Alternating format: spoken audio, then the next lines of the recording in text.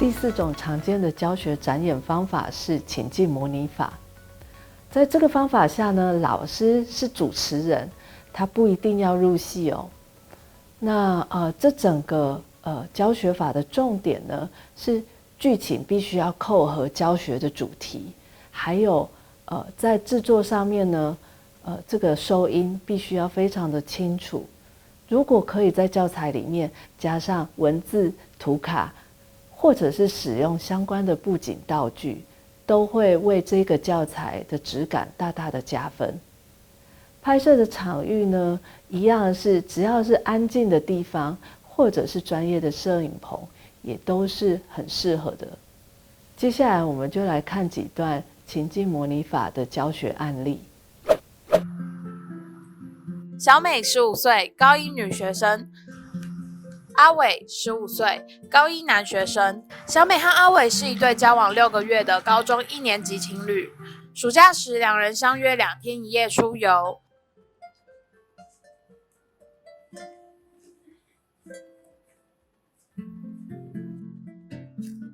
哇，今天整天真累，洗完澡真舒服。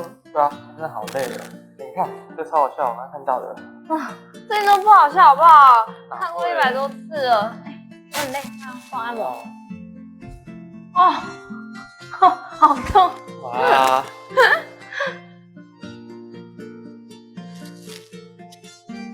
我们是相爱的，我也相信阿伟。两情相悦的话，应该没有关系吧？小美是爱我的，她应该不会拒绝我吧？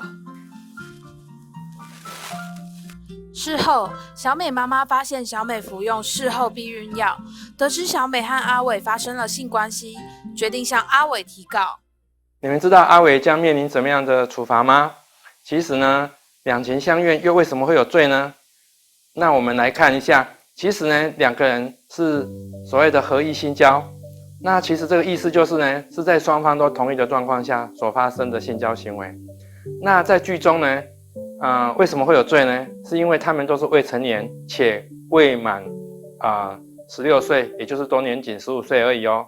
那这个是有一些法律是要规定要处罚的哦。那我们来看哪一条法律呢？这个法律就是刑法227条，与未满16岁者合意性交的刑罚。那我们再来详细看一下这刑法227条是怎么定的呢？它有4项哦。第一项就是与未满14岁之男女为性交者，处3到10年有期徒刑。然后如果是为猥亵行为者，处6个月到5年有期徒刑。那如果是14到16岁，我们通常会叫这一段叫做少年为性交者，处7年以下有期徒刑。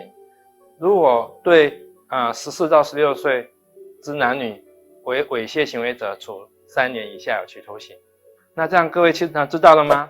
在行走的训练部分，我们会用上了助行器。所谓的助行器就是一个辅助行走的工具，它的目的是为了让我们双手扶着助行器的时候，双脚减轻负担。一方面可以让双脚就是开刀的脚不痛，同时又可以让我们的脚行走的时候比较不会容易疲劳。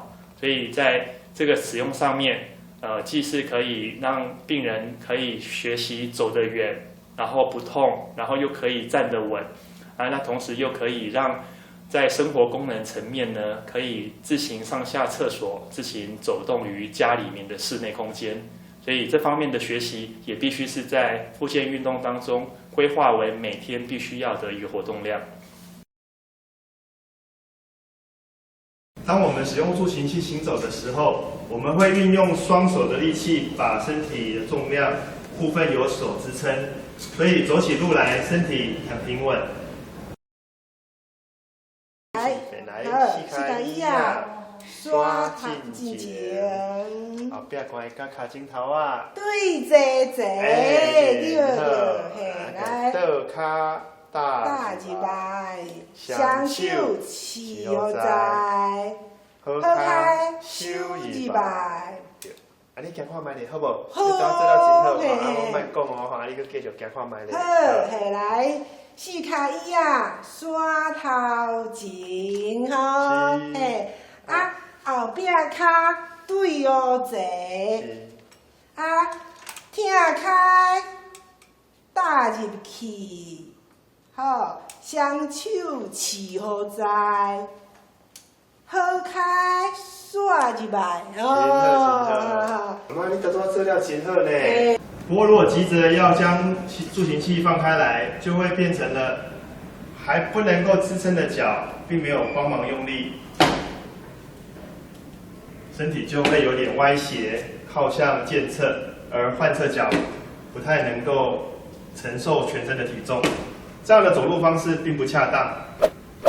好，当歹徒从后方抱住你的时候，这时候呢，不要紧张，先抓住对方的手，好，然后呢往下蹲，让对方呢，他的这个重心不稳，然后你可以往左闪身，攻击他的下体，或者是用手肘攻击他的心窝。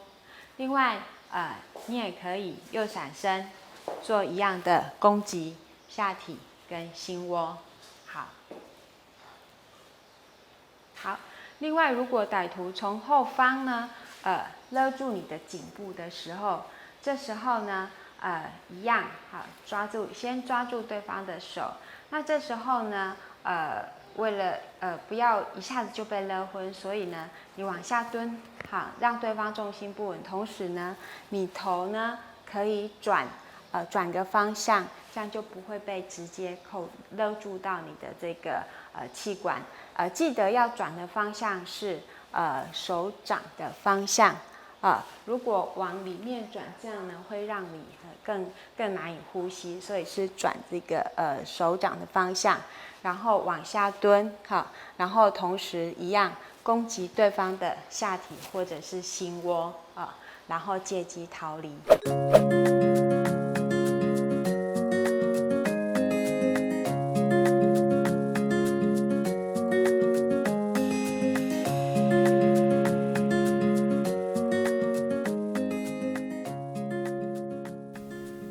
以上我们总共为大家介绍了4种常见的教学展演方法，包含讲述法、演示教学法、对谈法以及情境模拟法。老师在数位课程中的展演方法其实还有很多种，那这边我们只是简单的分类跟举例，希望帮助想开课的老师们呢，能够挑选到最合适的展演类型。